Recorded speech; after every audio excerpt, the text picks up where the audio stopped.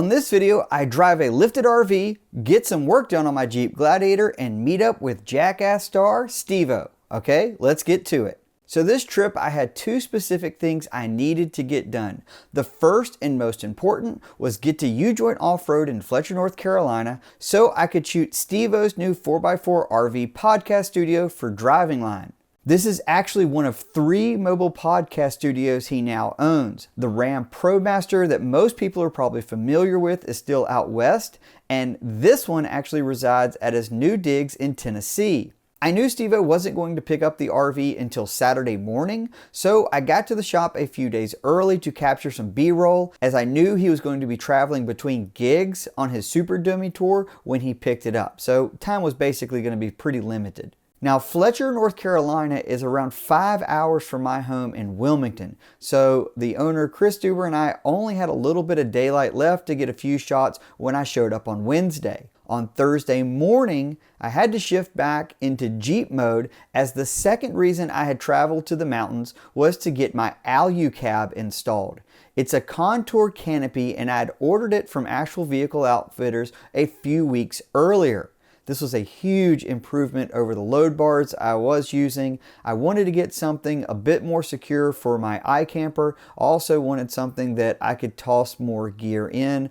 I'll be putting together a full video review on this thing in the future. I just want to get some more miles on it before I can tell you how durable I think it is or is not. So far, so good. If you're not familiar with AVO, they specialize mostly in overland vehicle builds, but they also get wrapped up in some fairly interesting Subarus. I actually shot this Crosstrek because I was just kind of fascinated with it, and apparently they actually build some lifted Subarus from time to time. So if you're interested in this, you'll actually be seeing it coming on my channel here very soon. Now, Friday I knew was going to be a busy day, and I started it off by going to one of the coolest car storage facilities I've ever been to. This is the Prescott Auto Reserve, and it has an incredible collection of privately owned vehicles. The way it works is you essentially lease a parking spot in their 100,000 square foot facility. For around $300 a month, you get to keep your ride in a climate-controlled private facility. There's actually a detail shop on site, which is why I was there. While I was installing my AluCab at AVO, Steve-O's van was actually getting detailed at Prescott. And the Prescott team was nice enough to let me get a little filming done inside of their facility. Once we picked up the RV, it was back to Ujoint for another round of pictures now that it was all clean, since I needed to get some undercarriage and driving shots of it as well, and I wanted to make sure that my interior camera placement was going to be right. I actually ended up driving Steve-O's RV on Ujoint's test loop, and here's how that went. I'm doing something I definitely didn't expect to be doing. I am driving Steve-O's motorhome. We're getting some B-roll and kind of transferring it one place to the other. So yeah, pretty crazy. First time driving a lifted RV, that's for sure.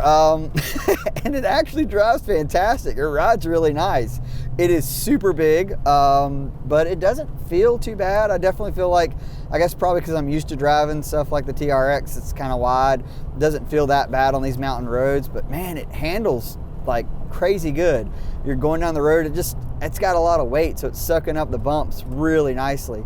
This thing has got, I believe there's 6-inch kit on it, so clears these 33-inch Nitto Recon grapplers no problem. It's like I say, it's a dually rear, just tons of stability.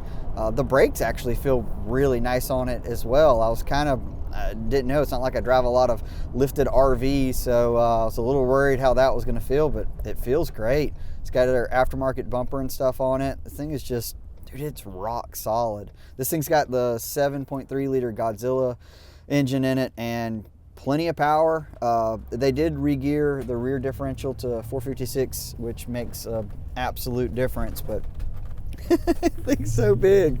Oh, it's pretty wild. I will say I've driven a lot of like interesting things.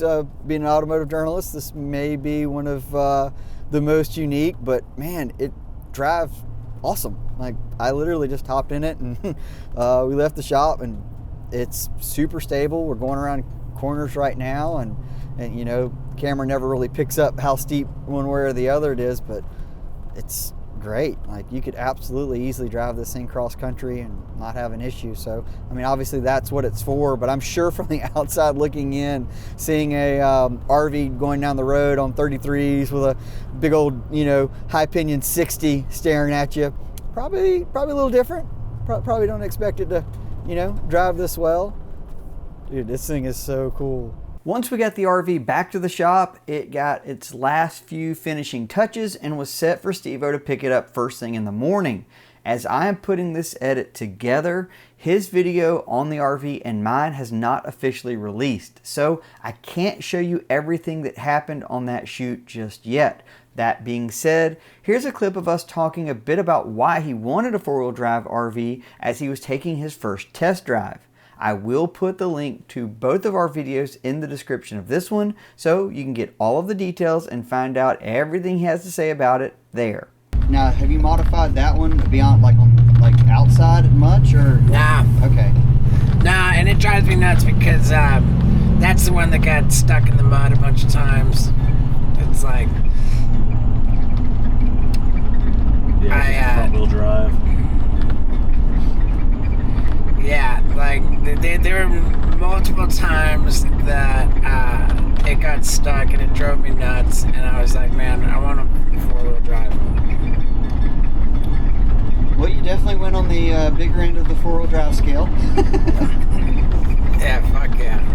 As a little neat aside, Steve was actually solo on this deal, so there wasn't any weird PR managers or anybody standing over our shoulder, and he needed some help filming, which I ended up just putting his Sony in my gimbal and filming most of what he needed for his video stuff, which was kind of a neat opportunity. Super nice guy and overall great experience. So this weekend happened to be the last open weekend for Uwharrie National Forest. I wanted to make one more stop before it closed for the season, and I figured this would also give me a chance to see how the new AluCab and iCamper worked when it was actually getting off camber and crawling over rocks. So again, I'll have future videos on that as I get more time on everything, but this was sort of my last big off-road or sort of adventure stop where I'm actually taking out cameras. Well, it has been an incredibly long but really fun last few days.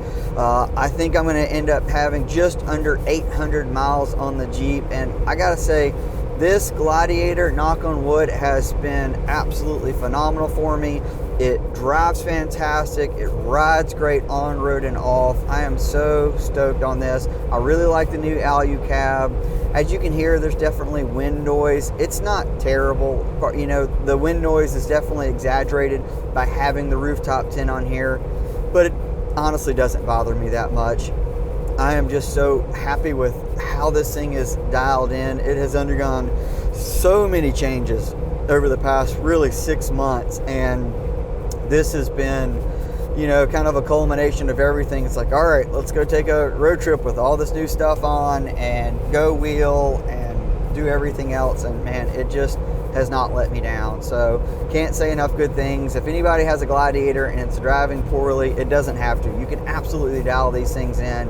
You know, I'm going 70 miles an hour, currently in 7th gear because I'm going uphill, but with these 538s and the 8-speed, this Jeep just drives. It's got plenty of power for my needs. Yeah, a 392 would be better, but I've got a 392. I don't need another 392 engine in this thing. So I think for how I use this Jeep and for how well it works, I am just beyond stoked on it. So hope you guys enjoyed this video. If you do have any questions, just drop them in the comments. If you want to see stuff I'm working on behind the scenes, you can always check me out on all social media platforms at Ollie Mansour Editor. And thanks for watching, and maybe I'll see you on the trail. See ya.